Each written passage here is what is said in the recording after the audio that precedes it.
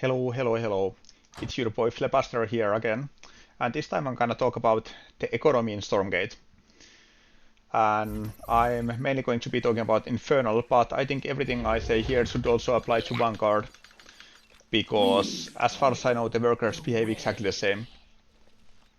So I've been getting questions, like it's a pretty common question. Basically, how many workers should you have on the Luminite mine, on the Therium field? How you should place your bases when you are expanding and so on. So I'm gonna quickly address all of those. So first of all, the number of workers on Luminite mine. There's been a lot of conflicting information on this. Some people saying you should have like 9, 10 or 12 workers for better efficiency. And the short answer is that you can have 9, 10, 11, 12 workers on this Luminite mine and it doesn't make any real difference in the mining efficiency. So if you're just rallying workers to the Luminite mine, you can go up to 12, it's totally fine. However, there's also a resource boosting technique. And how that works is that you can see your workers are actually mining 4 different nodes here on the mine. Here, here, here, and here. So if you have 12 workers on the mine, you can select 2 of the imps mining the middle patches, like this, and send them away.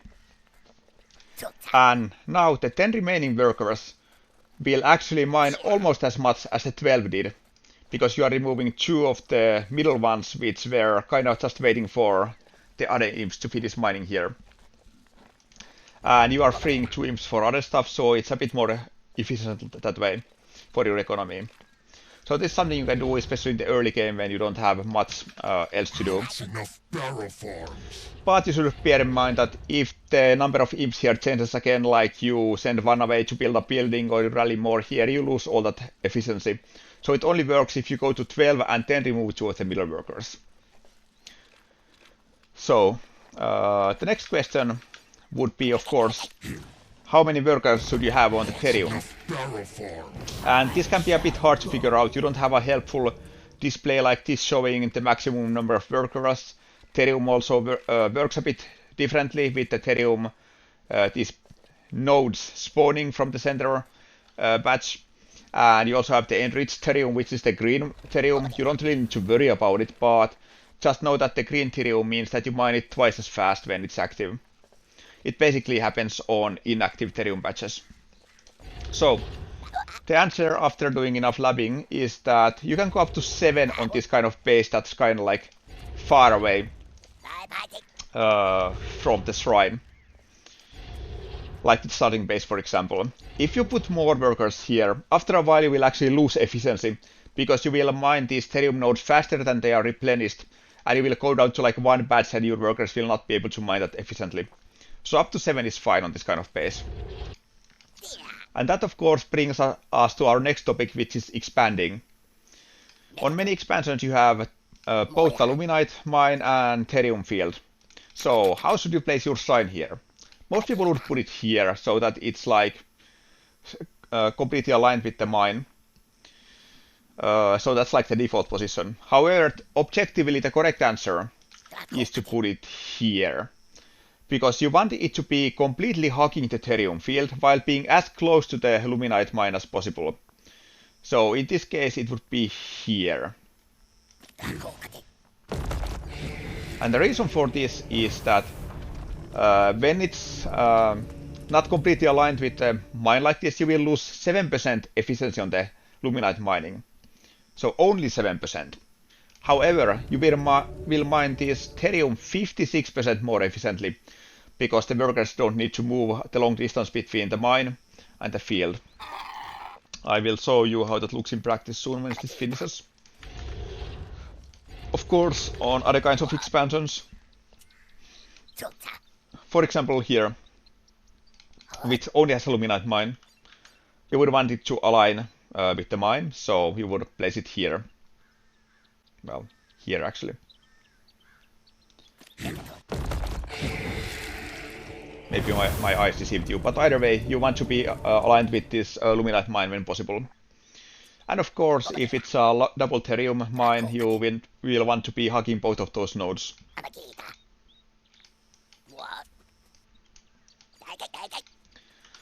So, like this.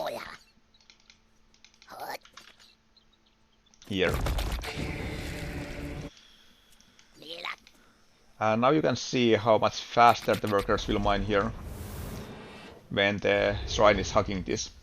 And you can go up to 5 on this kind of shrine that's hugging the Therium field. Again, if you have more than 5, they will start mining it too fast and it will go down to like a single node and they won't be mining efficiently at all. And you can see the difference to this kind of base here with the 7 workers and this with the 5. You get basically the same efficiency. This one looks kind of buggy, like I might have run into some bug, like don't worry about it. But these don't look like they're mining at all. But anyway, I think that was just a bug, don't worry about it. Interesting. Anyway, that pretty much covers the economy part, but for Infernal players specifically, there is one more aspect of economy, and that is of course Animus generation. And I've also done some labbing on this, and concluded that passive generation of Therium, not Therium, Animus is overall kind of bad. You can't really boost it in any reasonable way. You generate passively, I believe, 7.2 Animus per minute, while each meat farm generates 1.5 Animus per minute. It's only 1.5, that really isn't much. Even if you have like 10 meat farms, it's only 15 Animus per minute. So you really can't like build meat farmers to get more Animus, for example. It really doesn't do much. And the reason these aren't giving you any Animus at all is that they are generating these Fellhawks and they get sacrificed. And apparently each Fellhawk that gets sacrificed gives you 0.5 Animus, which seems to be some kind of exception to the rule. Because normally you get one Animus for each one supply of units that get sacrificed. However, these apparently are worth 0.5 supply, but not to you because they're neutral units. Or at least you can them count towards your own supply. It's a bit weird, but yeah, they give you 0.5 Animus for each Fellhawk sacrificed, and the total comes to 1.5 Animus per minute per meat farm. So, and the amount of Animus you get from a meat farm is the same whether it's like here, right next to the shrine, whether it's on Shroud or whether it's like here, it doesn't matter, it's always the same amount.